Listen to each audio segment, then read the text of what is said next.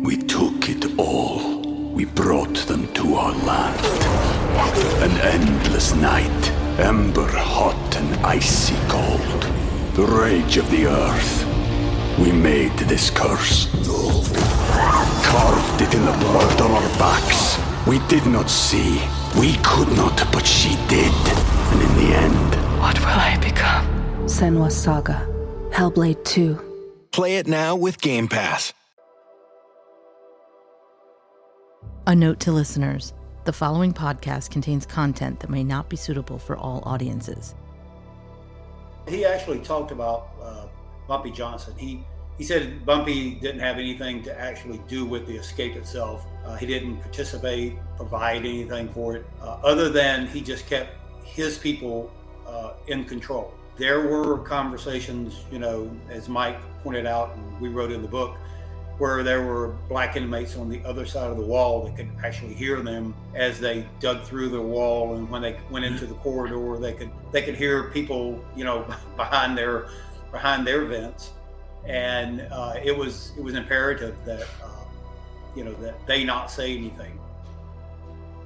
Well, in the FBI report, John did talk to a few people in the prison as he was sort of kind of bouncing ideas off, and he did talk about going, when they broke out, commandeering the boat, taking the transport itself and taking it to San Francisco, and then going into the city and escaping that way, or possibly going down the coast, go down the California coast to Mexico. And Cohen talked him out of that because they said, if you go to San Francisco, you can be wearing prison clothes, you're gonna have to steal clothes, you're gonna have to steal money, you're gonna have to steal a car. I mean, it's a big city, and then you can kind of blend in, but the chances of you getting caught are pretty high, pretty strong. You are listening to Partners in True Crime. We are your hosts, Rob and Cindy Dorfman. Hi, everyone. If you're enjoying the podcast, please leave us a review wherever you listen to your podcasts, even if it's one word. And please subscribe to our website, www.partnersintruecrime. Follow us on TikTok, Facebook, and Instagram to check out our weekly promos. We're also now on YouTube at Partners in True Crime. If you subscribe to our website, you'll be getting weekly emails from us and all kinds of promotions and things that we don't advertise on the podcast. We appreciate all the great reviews, so please keep them coming as well. Just go on to Apple Podcasts or Spotify, drop us a review, subscribe, and tell your friends about what we're doing. Also, feel free to take pieces of the podcast, share with others. Our goal is to get the word out to as many people as possible, so thank you. Also, we are currently looking into the case of another young victim in Oklahoma, which seems very suspicious. 8 months ago, on September 4th, Noah Presgrove was 19 years old when he was found dead on a highway near Terrell, Oklahoma.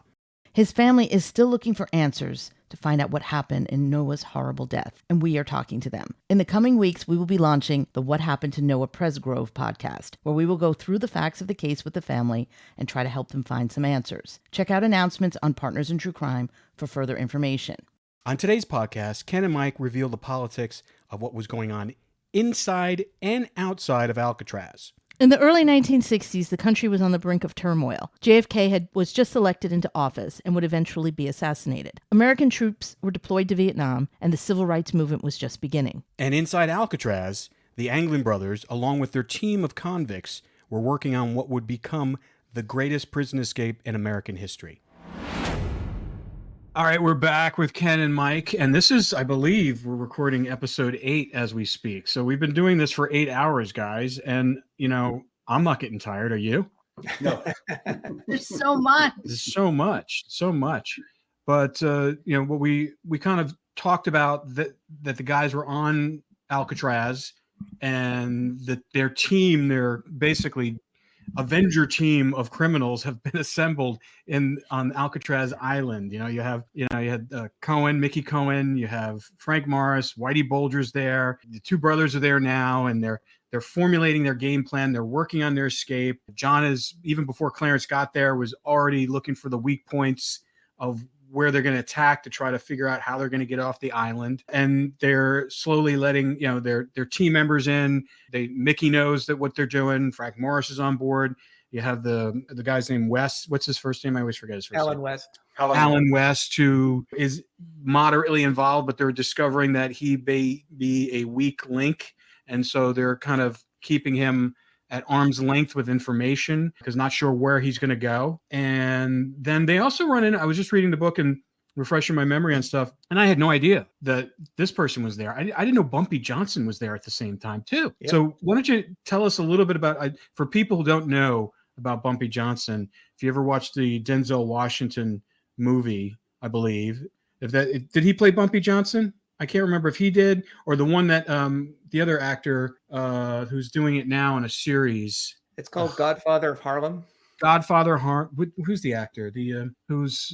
He was in Fast Times at Ridgemont High. Black actor. He's got a lazy eye. Always forget his name. Anyway, he was the Godfather. Forrest Whitaker. Forrest Whitaker. Thank you. Yeah. His name escaped me. And so he was there. So tell us a little bit about and it sounded like, based on the book, that Mickey Cohen was basically saying things are going to change here in a little bit. Just hang on. I can't tell you everything, but how much should, who else was there? It seemed like it was like the who's who of criminals at that time and gangsters. Well, the Birdman was there at the time too. He wasn't involved in the escape in any way. He was kept in isolation, but he was also there at that time. Birdman of Alcatraz, very famous guy. So what if, did Bumpy have anything participate in, or was he just kind of, because it sounded like the way Cohen was setting him up is that he wanted to make sure if any information got to his guys, a lot of and the black inmates, that Bumpy would put make sure everything stayed insulated. That's kind of how the conversation sounded like it went. Yeah, and I think that's how we've always heard that it went, especially through Whitey in some of his letters. He actually talked about Bumpy Johnson. He said Bumpy didn't have anything to actually do with the escape itself. He didn't participate, provide anything for it, other than he just kept his people in control. There were conversations, as Mike pointed out, and we wrote in the book, where there were black inmates on the other side of the wall that could actually hear them as they dug through the wall, and when they went into the corridor, they could hear people, behind their vents. And it was imperative that that they not say anything, because, like Mike said, at that time it was a segregated prison. So, I mean, what would have prevented an African American prisoner not turning in someone that you didn't really even have conversations with on a daily basis anyway? And then on top of that, you have one of the escapees is a racist, and so and you have nothing to do with this person. So I can definitely see where Bumpy Johnson played a key role in just making sure that everyone in the African American prisoners understood this was going to be a benefit for them in the end, because it was going to get them off of the island. So it's so amazing how Mickey Cohen played such a big role. I mean, initially, the more I read in the book, it sounds like he was, even though the brothers and Morris were like the engineers of the escape, that he was really playing a kind of supervisory, kind of executive role, kind of making sure things were right. And then when he got out, and he was telling everybody, he goes, they asked him at one point, when you get out, when he got that bonded out from Justice Warren, which no one really understands how he did that, for $100,000. So definitely either he had some information on Warren or something. I mean, that's the only way seems like things happen, especially back then. It was like, but it was interesting to see how much sway he had and how much power he had within those walls, and making sure that the brothers' escape went off without a hitch. And then I remember, I don't know if it was John or Clarence told him, he says, when you get out, can you go talk to our family, go see my brother Robert? And then tell me a little about that. Yeah, so as we said earlier, Mickey Cohen and John both were working in the clothing room together. And we have there's a very strange letter that Clarence writes just after Mickey gets there. It was like right after Mickey shows up at Alcatraz. He writes my grandparents, and he asks for a picture of the house. What's so crazy about that is, like, they've only been gone for just a few years. So, and the ANGLIN family didn't have the money to like remodel the house every year. So I can't imagine why, when he writes this letter, he goes, I'm afraid that we won't know what it looks like. So, and he goes, can you please send me a photo of the house? It's like, why would you need a photo of the house? Well, you would need a photo of the house if you were someone like Mickey Cohen that was going to go to the house, or you were going to have someone go in your place and you were going to meet with someone. You would want to know what the house looks like before you got there to make sure you're at the right one. So, and what's also interesting is that photo wasn't in the list of the photos that were inside of that pouch that they found in the bay, which means that I know if Clarence had asked for one, he got one the next letter. It had a photo of the house. I'm no doubt in my mind. But what happened to it? Because it wasn't in the list of the photos that they took with them supposedly into the bay. So either he gave it to someone and that's how it made it out of the prison. But it does make sense as to why Mickey would have wanted some type of confirmation when he goes up to the house or whoever he sends to meet with Uncle Man. Okay, yeah, this is the house. I don't want to go and knock on the door and I don't know who this person is. That's crazy. Well, Mickey took it out. Yeah, you're exactly right. He is the one who took it out. Mickey took it out. That's fantastic. So, yeah. That's crazy. And then what I thought was also interesting is how they were still, while this is all happening inside. I mean, we're talking a short period of time. I mean, I'd love to talk a little bit about what you guys know about how Mickey was able to bond it out. And you may not know, but I'm just curious because it seems so strange that they, the Kennedys spend so much time trying to get Mickey, and as well as all those other organized crime mobsters, and how he would able to be in. And what was out for like 6 months? It was about 6 months. I believe he bonded out in, I believe it was like in October.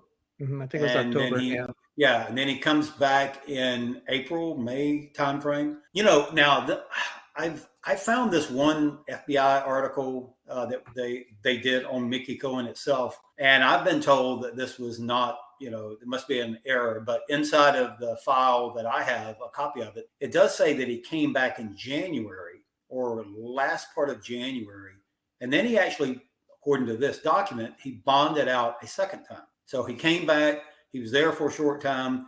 He bonded out, left again, and then came back one more time, which was right before the escape. So according to what I've talked to other historians around Alcatraz, there's only one entry that he came back. So somebody made a mistake, whether or not it be the FBI or the island made a mistake on the document and when he actually came back.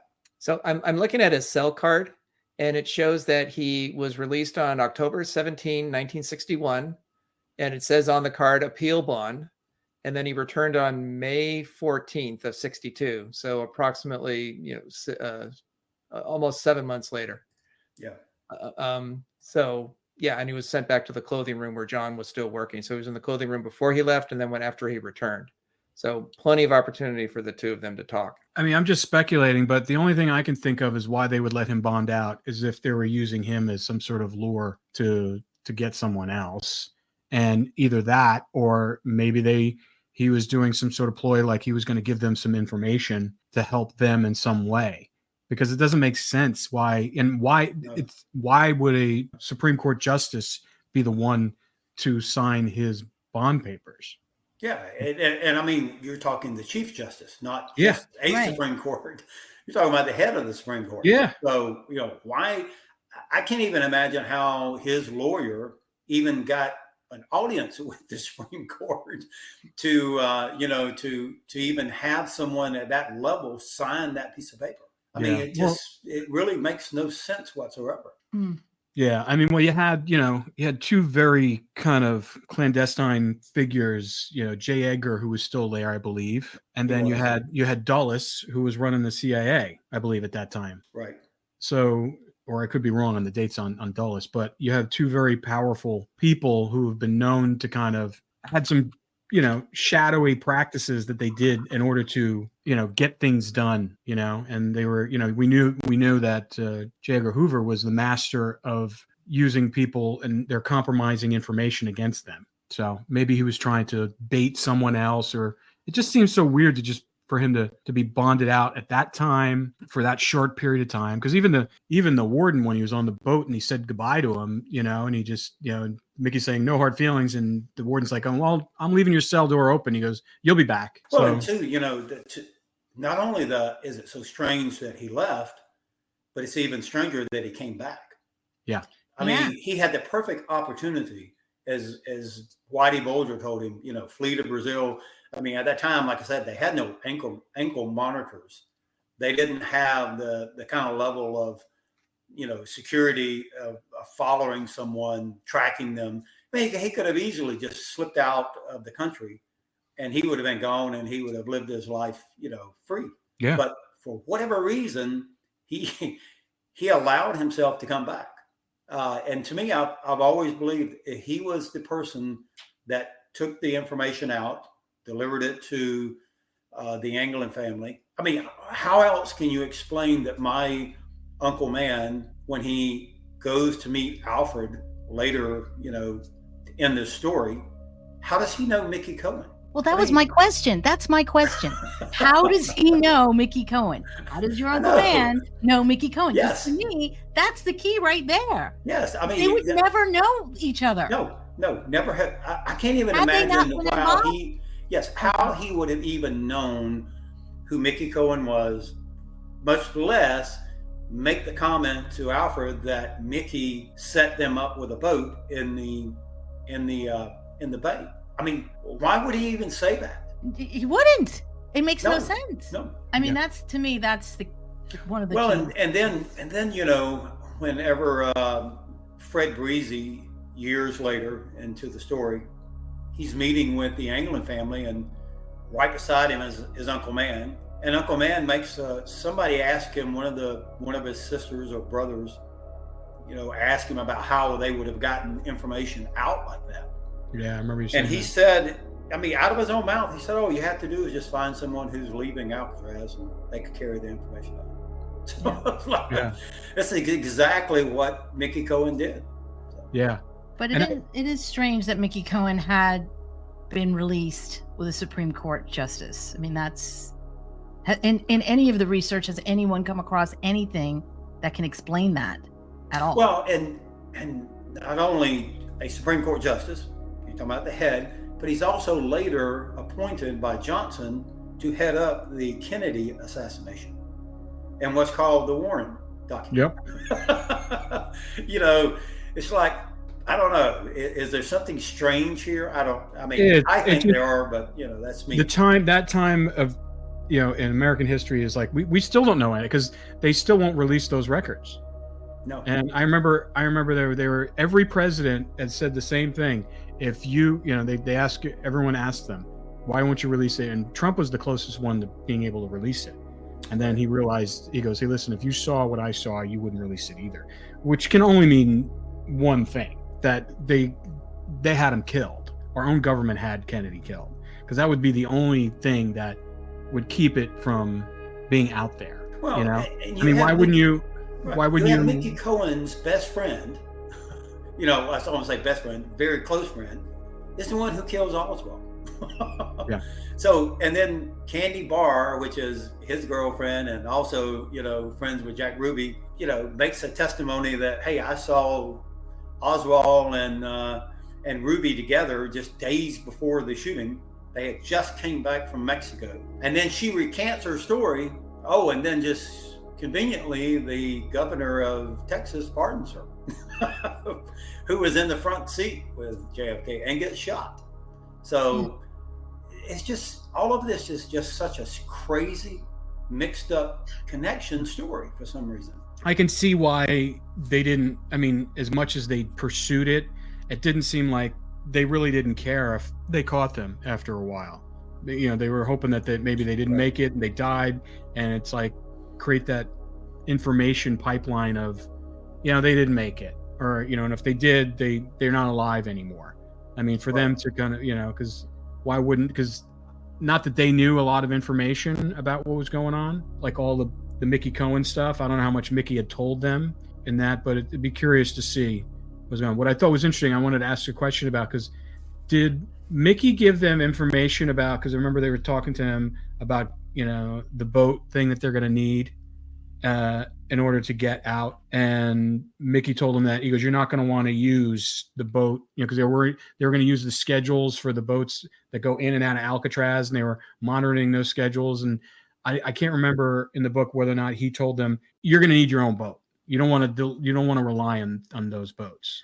Well, in the FBI report, John did talk to a few people in the prison as he was sort of kind of bouncing ideas off, and he did talk about going, when they broke out, commandeering the boat, taking the transport itself and taking it to San Francisco, and then going into the city and escaping that way, or possibly going down the coast, go down the California coast to Mexico. And Cohen talked him out of that, because they said, if you go to San Francisco, you can be wearing prison clothes, you're going to have to steal clothes, you have to steal money, you have to steal a car. I mean, it's a big city, and that's, you can kind of blend in, but the chances of you getting caught are pretty high, pretty strong, because you're mixing with the population. Or if you're taking a boat down to Mexico, or even possibly going up north, either way, the boats can only go so fast and planes go a lot faster. So if you're on a boat, they're going to catch you on the boat. So he said, those plans are not going to work for you. You have to come up with another idea, another plan. And that's when they started adjusting the plan to, as we've talked about before, instead of stealing the boat, the transport that the island used back and forth during the day and in the evenings. That's when they came up with the idea of, the boat towing them, and then a boat would be waiting for them, that Cohen obviously had provided. Mm-hmm. And then, they went up north to San Rafael. There's a small airport there, a little private airport's been there since the 20s.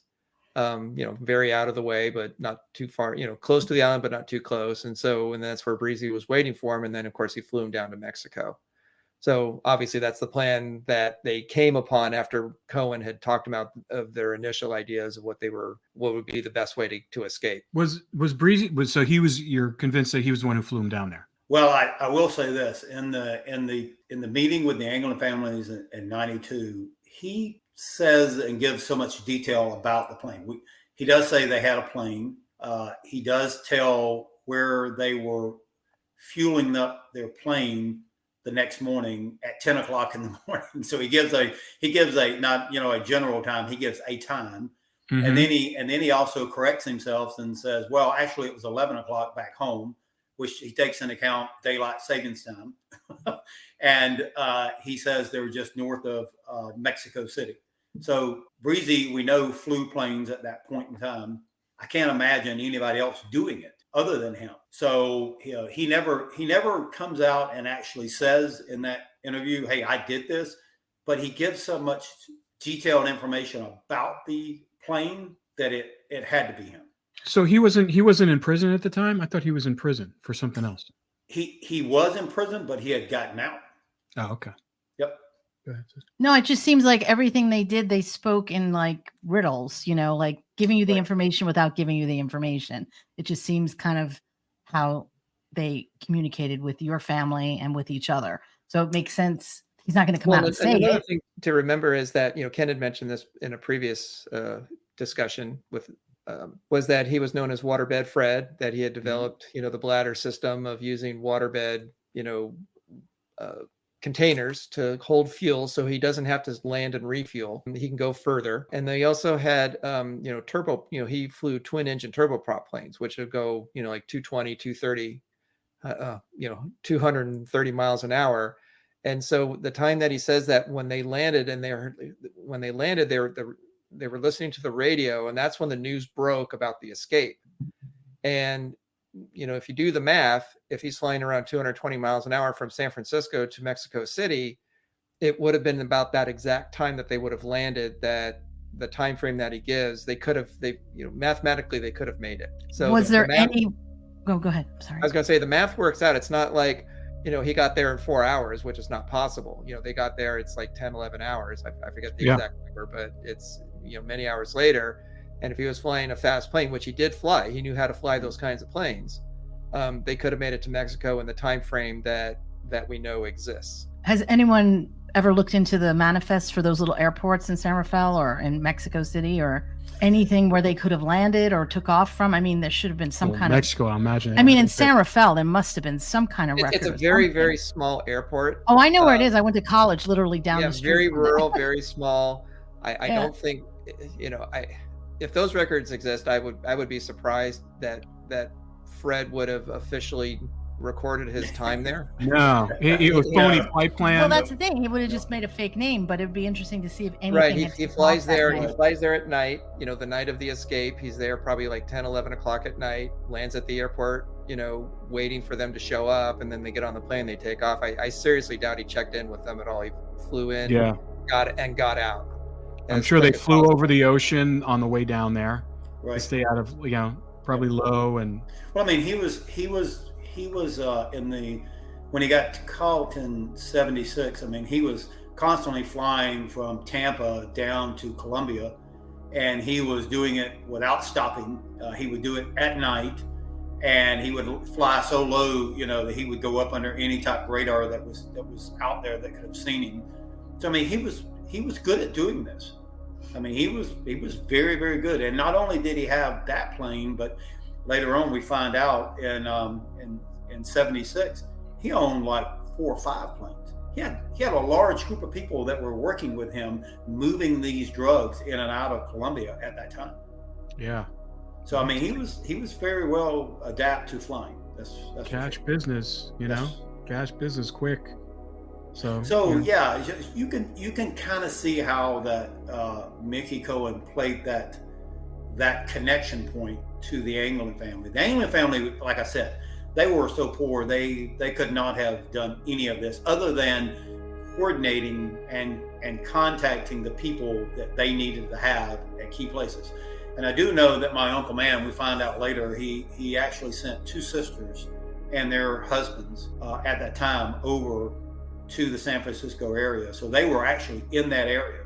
And the FBI didn't even know that for the longest time. why do you think they sent them there? Just in case they needed help? Well, one of the sisters, I think I told you before, not the youngest, but the one right in front of her husband worked on these large fishing boats. He would be gone for months at a time in Alaska. So he knew his way around these large fishing boats. And it's just amazing that that's what was out in the middle of in the bay that picked them up, was a fishing boat. So was that him on that boat? I don't know. All I know is I can tell you what I know about him and what he did for a living. And I do know that those 2 members of the family were in the San Francisco area and then came back right afterwards. How much of a part they played on it, I don't know exactly how much of a part. Yeah, but well. they were. I mean, why would you go out there if you were not going to be a part of it? Right. And Uncle Man even says that he sent 2 of his family members out there. Did he say why? Well, he didn't say why. All he said was, I sent 2 family members out there. Man, Mr. Man. Well, he doesn't want to incriminate anyone. That was the thing. I mean, you guys had the FBI breathing down your neck forever. So Well, yeah, and he didn't like want I to said, harass the family. After they find out what he told Alfred in Atlanta, that's when they started honing in on him. I mean, as I said before, he's the only member of the family that's ever been polygraphed. Not once, but twice. Did he pass? He said he wasn't sure how he passed. All he said was, one of the family members asked him, did he pass? And he said, I don't know. They didn't let me know. And then he goes, but I'm not sure how I would have passed. So. Skeptical about custom beauty? I get it. My feed is flooded with customize this, personalize that. Everybody's promising to fix my split ends, my dry skin, and my fine lines. And you know that all these products I buy, none of them have worked. Lots of products she buys. But now I'm so excited because I get to share this with you guys. We have partnered with pros, and when they say custom, they actually mean it. It's not a gimmick. Your formula does not exist without you. And each and every bottle of Pro's custom hair and skincare is made to order, personalized with a unique blend of naturally powerful and proven effective ingredients to meet your needs. They have this in-depth consultation that analyzes 80 factors for a complete view of you, your life, and your beauty goals. Wow, that's a lot. And they get personal. Pros gets to the root of the problem. They cover everything from your diet, concerns, to exercise and stress, to uncover what's impacting your hair and skin health. I love the fact that they even asked me for my zip code to assess the hard water, because that's a terrible problem in my neighborhood. And how, oh my God. Hard water. Right? We have really bad hard water. Really bad. So, and then they also tell you how this impacts my hair and my skin. And then they recommend an entire routine of truly personalized products that were not created until after I placed my order. So there's nothing pre-mixed, nothing off the shelf. And I know this from experience that their one-of-a-kind formulas equal 1 in a million results. Since I switched to Pros, my hair is shinier, stronger, fuller, and my skin is not dry. And I live in the desert. And everyone is noticing. Yep, I noticed. You look fantastic. I can definitely see how Cindy's hair has grown so much since she has been using Pros. But don't just take our word for it. In a third-party, double-blind, dermatologist-supervised, controlled clinical study, the gold standard in research studies, Pros proved personalized works better than off-the-shelf alternatives. Try it for yourself and get the healthiest hair in 30 days or your money back. Pros is so confident that you'll love the results that they're offering our listeners an exclusive trial offer so you can see the difference custom care can make. You gotta try it. 50% off your first subscription order at pros.com/PITC. That's pros.com/PITC for your free consultation and 50% off your one-of-a-kind formula. Pros.com/PITC. We took it all. We brought them to our land. An endless night, ember hot and icy cold. The rage of the earth. We made this curse. Carved it in the blood on our backs. We did not see. We could not, but she did. And in the end... What will I become? Senua's Saga. Hellblade 2.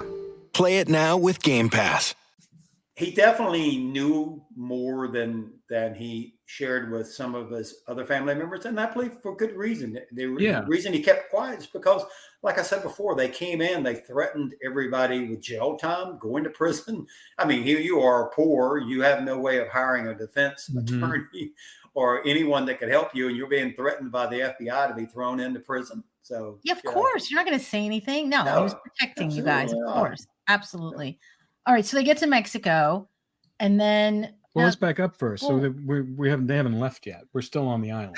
Okay. Well, we are. Yeah. I'm already jumping ahead because I'm just curious. I like the whole, like, when they get down there, what happens? Yeah, I know. No, we're still on the island. We're still on the island. We'll go back. Yeah. So where did I leave off in the book where I'm trying to figure? So Mickey Cohen played a big role, and it was interesting. He died in 1976. So I can't remember if he died I don't think he died in prison. I think he was let out. Yeah, he was out. He was speaking about, he would travel around the country speaking about as an advocate for prisoners' rights. Yes, that's what I saw that. Yeah. So that was interesting. But yeah, he ended up living, until 1976, which I thought was interesting. And then when they were actually digging these tunnels, you talked a little bit about it, how a lot of the inmates, and to me, it's just still, I'm amazed that island only, they only had 250 inmates. The fact that they were able to keep all that information and what they were doing insulated with that little amount of prisoners is pretty amazing. So how do you think they did that? Other than just, you had Mickey, who was basically, I'm sure, keeping a lid on stuff, but I don't know how you keep that kind of information really quiet with that many people.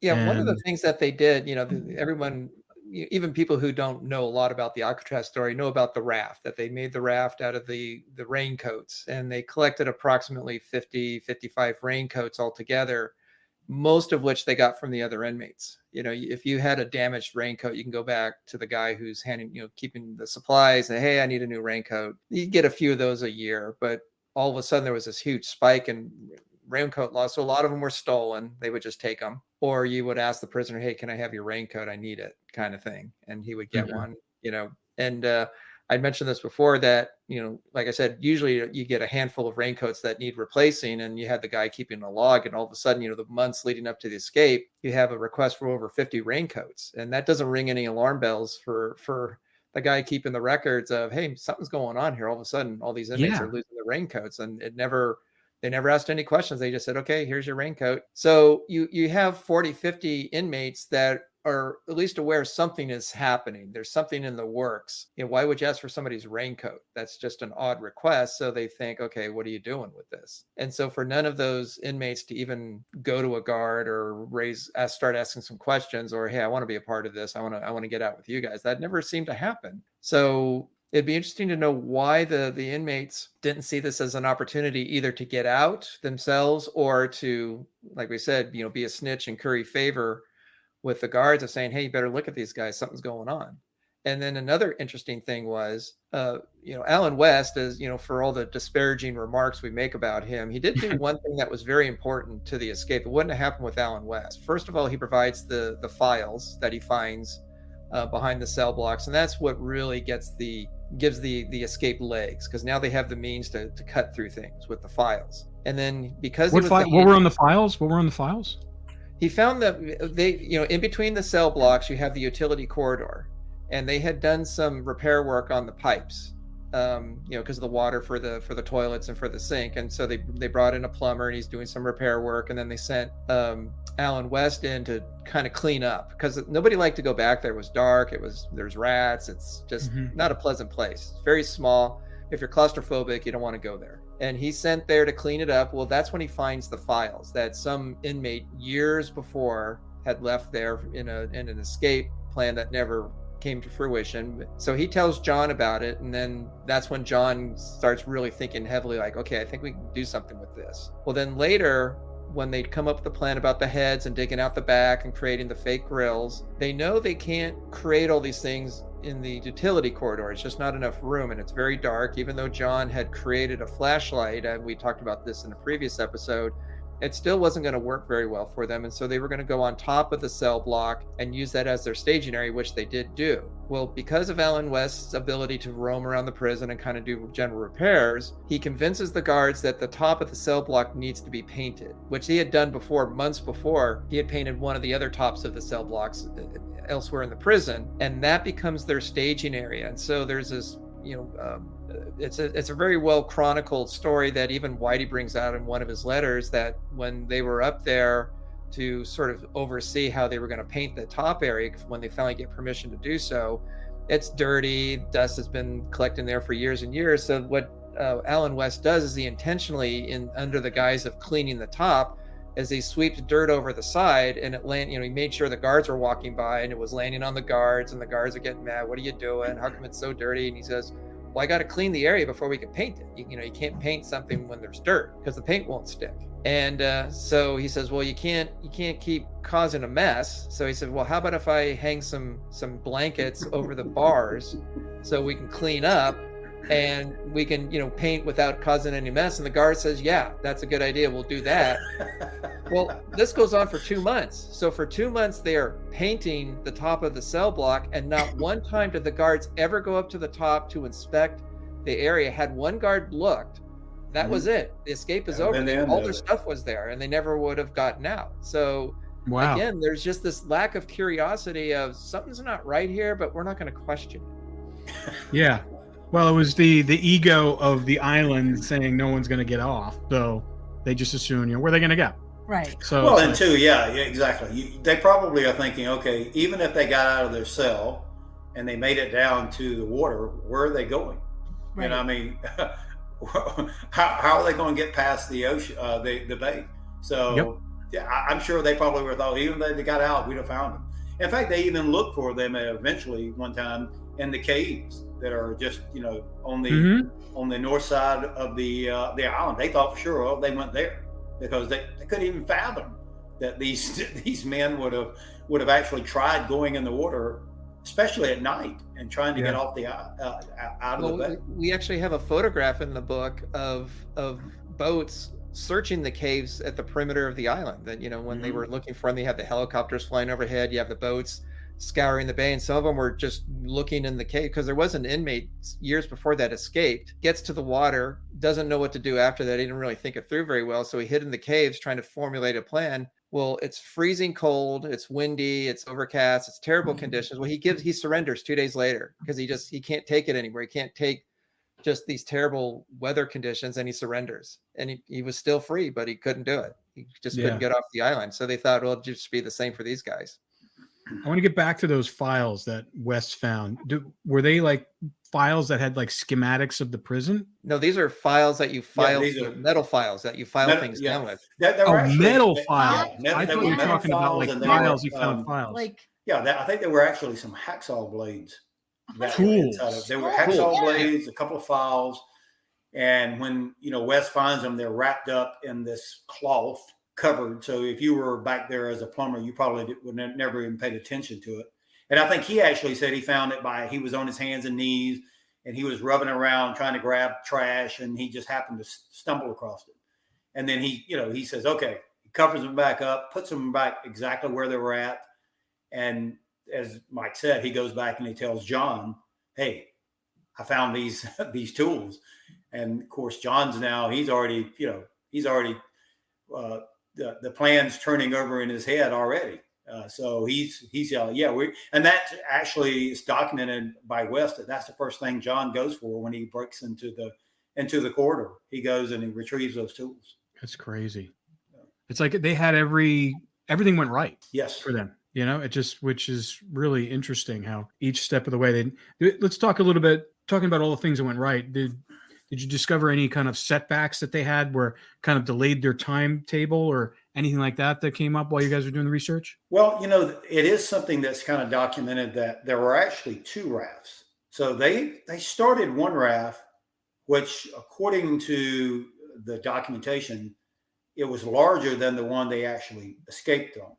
For whatever reason, they decided, and from the way that West tells how they built the second raft, it was kind of like at the very last moment too. Like it would have been after Cohen shows back up. For whatever reason, that raft that they were working on and it had already pretty much completed, he did make the statement that John didn't like the valve tube that he had put in. So they went to do another raft. But I really believe that it was probably because of what Cohen came back and told them. Yeah. And so from that point, it was because I don't believe West was included on any of the plans that changed when Cohen came back. Yeah, you said that last time. But for whatever reason, and they leave this other raft behind, they go in, construct a brand new one, and that's the one that they use on the escape. And just again, kind of going back to the everything going right part, Frank Morris, through popular mechanics, had read an article about how to vulcanize rubber, and then they also had the cement that Alan West would provide because he would need this for his repairs around the prison. So they used that, and then on the top of the cell block where their staging area was, well, they had the pipes for the water. Well, it was the cold water and the hot water. So they had the hot water pipes. So they would use the hot water pipes and use that to help vulcanize the rubber so that the seals were solid, that they weren't going to leak. So, what were the odds of, hot water pipes being exactly where they needed them to be? And there they were. And the fact that they discovered that that's what they can use to vulcanize the rubber. Right. Yeah. I mean, it's just amazing. Yeah, because later on, this is a little bit ahead of the story. When they do actually find the raft, and we can talk about that in a little bit, they do recover it. It says that the raft was towed back to Alcatraz, that it wasn't put on the boat, it wasn't deflated, that they towed it back. Well, if you're towing something back, that means it's still floating. Mm-hmm. So 12 hours later, the raft was still inflated. So that's about the quality of the work that they did. Well, and also too, when they towed it, that means that the front of the raft had the ability to have an attachment to it. So, the diagram that they see in the popular mechanics shows an eye that would be, built into the front of it where you could run a cord through and then tie it onto something and you could be pulled by it. Well, undoubtedly that was still there when they find the raft, because according to the guards, 2 guards who find this raft, they tow it back and they use that same method to tow it back with. Right. And why would a raft that you're going to paddle your way to freedom, why would it need something that you can tow with, unless that was the intention? Why would you put that on there if you're just going to paddle your way to freedom? And to me, that's the reason why I think they made the second raft, because when the FBI is describing the raft that was left behind, they didn't make any indication whatsoever in the documentation that there was an eye at the front for them to tie onto. That's crazy. Something definitely changed that required them to build a new one. And they built it in a short period of time too. So they changed, their plan changed slightly. Their plan did change. Right, because, our contention is that before Mickey left, they talked to him about, setting everything up, talking to the family, making all the arrangements. Well, 6 months go by and they don't hear from him. And so they have to go with plan B, like, okay, Mickey's not working out, so we're going to have to go in a different direction to escape, because obviously the plan is still moving forward. And then when he returns, and he obviously lets him know, okay, I got the boat set up, it's going to be, we surmise that it was probably over a period of several days or maybe a week that the boat was out there waiting, because they probably didn't know exactly when the inmates were going to escape, but had an idea. And so when he comes back and gives them the information about the boat, like Ken said, that's when the plan altered. We're going with the boat towing plan, and we need the raft that's going to accommodate us, because the other raft wouldn't have worked for them, or obviously. And so where did they fashion this raft? Was it done in the clothing room? Oh no, it was done on top of the cell house, up where they were painting. I mean, they took all of the equipment up there. So they were just stacking everything where they were going to need at the places where they were going to make. So yeah, later on, when the FBI is investigating and had taken over the case, they go up there, and of course they find a life preserver that was there. They find the other raft, which it's kind of strange about that other raft, the first one. Wes kind of gave the impression that it was partially completed, like they didn't actually get all the way to the completion of it. Mm-hmm. But yet somehow in the FBI files, when they're testing the raft, somebody undoubtedly must have completed it for them to be able to test it, because they did say that they did test it. They filled it full of air, and they set weights on it, and it held air for hours that could have easily, supported people in the water, even the one that they left behind. That's crazy. Yeah, it's what they built is just totally amazing, mind-blowing, honestly. When you think about it, all the thought that they put into it. And when they also made life preservers for themselves, and one of them was, like Ken said, one of them was left behind. That was the one that was meant for Alan West. That was the fourth life preserver, and so they had something to test with, and that thing held air. There's photographs of it in the book, and it's fully inflated, and they talked about how they put weights on it and it held the air. And even if it started to lose air, they had little nozzles, little mouth nozzles for themselves to reinflate. So we also talked previously about, because of Whitey telling them to create wetsuits for themselves to protect against the cold water. So they had wetsuits, they had the raft, they had life preservers. The raft was later recovered, still fully inflated, and yet the official conclusion by the government was, well, they all drowned. With all these precautions that they took, how do you fall in the water with a life preserver on, but you drown? And they can swim. They're swimmers, so they're very good swimmers. Very well. Very and the one life preserver they find later on. Actually, I think it was two. One that they found that had been damaged, had a cut in it. They for some reason they labeled and said it was Frank Morris's. Well, why? I don't know. You could see teeth prints in the valve where whoever had it in their mouth was keeping it, with their teeth. But after they repaired the hole on the vest and they fill it up again, it holds air for over 45 minutes. But the weird thing about this vest was it was still tied in the back. So it was one of these kind of life preservers that you would put it over your head. It had a cord in the back that you could tie it together. Okay. So it was tied in a knot. But so they're wanting you to believe that there was something happened to these men. They all drown. Well, somehow it's still tied, and Frank slips out of it, or whoever was wearing it slips out of it, and it floats, up to the surface and onto a beach. But yet the body is, drug out into the bay somewhere. I mean, if it's still tied and you have it around you, how did you come out of it? Yeah. If you died, how did you? And you're not the one taking it off. Right. How did you get out of it if you drowned?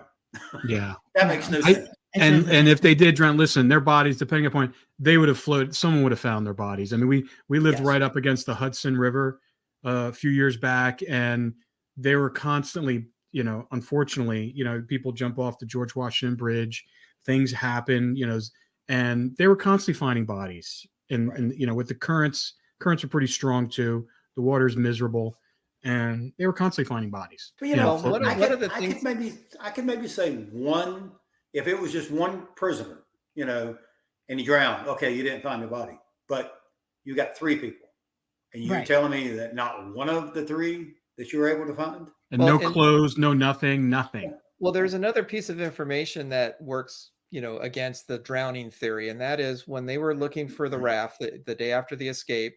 Ken mentioned it. There's two guards that are given the job. They give them a boat and they said, just start looking. We don't know where they are. Just start looking. Well, one of the inmates was a fisherman before he became a guard. He was Swedish, and he knew currents, he knew tides, because as a fisherman, you have to know these things to be a good fisherman. And so so they have this information, they have the tides, they have the charts and so forth. And he starts thinking about, okay, this happened at, around midnight the night before. And he starts thinking about the tides going in and out. And he starts speculating, well, if there was something floating on the water, it would probably be in the area of Angel Island. It would be around there, around the Raccoon Straits, between the island and part of the bay. Mm-hmm. And so they go to that area, and that's when they find the raft washed up on the beach of Angel Island, because he had surmised that's where the tide would have brought that. So he was exactly right. So if there was a body floating in the water, the body would have floated up in that area as well. And you had boats and helicopters scouring the bay looking for bodies. So the idea that the raft made it, but the bodies didn't, if they're indeed dead, makes no sense. Right. They would be in the same place if they were floating from the same area. Yeah. The first time that they make a notation that they believe they drowned came from James Bennett. He is the director of the federal prisons at that time, and he undoubtedly is called out or called into the case, and he's the one who makes the statement. He's the very first one that makes the statement that the only evidence, and I've asked people that I've had debates with, and they'll come in and say, well, I believe they drowned. And I always like to ask people who say that, what piece of evidence do you base that upon? What is it that the federal government has provided that backs up your theory that they drowned? And most of the time, most people don't have no way of coming back and saying, well, this or that. I usually give them the piece of evidence that they're asking for. And the very first time I ever read this, I actually was kind of convinced that, maybe they did drown. Because, James Bennett, when they find this pouch in the water that has all of the letters from John and Clarence, has their photos that the families have sent them through letters, and has slips of names of people that we later find out they don't even know who they are. But, James Bennett goes, well, the reason why we believe they drowned is because this was so important to them, and they would not have easily just thrown it aside unless there was some catastrophe. And that's the reason why we believe they drowned. And as soon as he started saying that, well, Warden Blackwell started saying that, making those same comments in the newspaper, that he believed that they drowned because of this pouch that they found. Yeah, well, it fits their narrative, and it also absolves them from anything else happening after the fact. No one escapes from Alcatraz. Well, so stop and think about this pouch for a second. I've given a lot of thought to this pouch. Like we've already said, the kind of workmanship that they did on all of the tools that they used in the escape, from the heads to the flashlights, down to making the rafts and the life preservers. And the life preservers in the raft, like I said, were so constructed that you could fill them in air and they would hold air for a long time. Well, if that's the case, and this pouch was so important to John, he did a piss poor job at making it. Because when they found the pouch, it was actually two pouches. It was one inside of another pouch. And when they found it, the army, whoever there was on the army boat that was looking, and they were pulling a net through the water, and they said it was about 3 feet down. But when he opened it up, it's flooded with water. So I'm going, okay, John did such a great job at making the rafts and making the life preservers that was, to save their lives. And they're saying, well, this pouch was highly important to them. And yet he didn't take his time to make it correctly, undoubtedly, because it flooded. So how do you explain that? It goes with their whole thing of here's a little kernel here's a little thing. Or just for something you. that slipped out of their pocket or something I don't know. like that. I think they probably did it on purpose. Well, I mean, if they said that it was made from the same material as the raincoats. In fact, it was a raincoat sleeve. So they take the sleeve of a raincoat and they stick another sleeve in there. And for whatever reason, some of the items were inside the first sleeve, and then there were some items inside the other sleeve, but it was constructed, they said, the exact same way that they felt like that the vest had been constructed. But then if you start looking at the contents of this pouch, so there's slips of paper that they later will go and interview these people, like there was names and addresses and phone numbers of people throughout the country. It wasn't just in the San Francisco area. And they actually, there's a list in the files where they go to each one of these people and ask them, and every single one of them, I have no clue who John and Clarence are, or Frank Morris. I have no connection with them whatsoever. But my question is, okay, these slips of paper, where did they get them from? Where did they get these addresses from? Did they have access to phone booths in prison? Not only did they have access to phone booths, or phone books, but undoubtedly did they have access to phone books throughout the whole country? I mean, how did they get these addresses with the names and the phone numbers and the addresses of random people? Where did that come from? I think that's a question we need to find out. It's mysterious, but it kind of reeks of misinformation, like they're creating like this, like I said, an Easter egg of misinformation for the law enforcement to kind of steer them down they had a lot of time to think about this escape and plan it. And, what I want to do next time is I want to get into the amount of time it took them to do all this stuff, how much time, each day did they have working on this. And because I've read in some of the book where they had some close calls while they were doing it.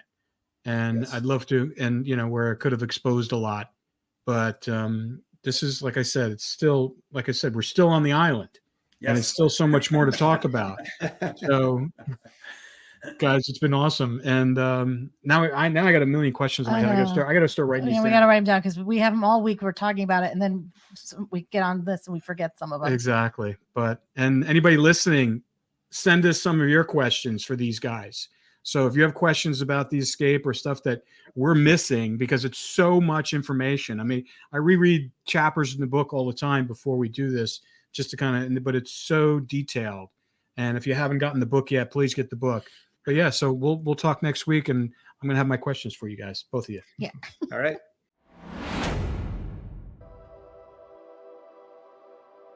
Please visit our website where you can subscribe to the podcast, find show notes, and check out extra content from all of our podcasts. All rights reserved.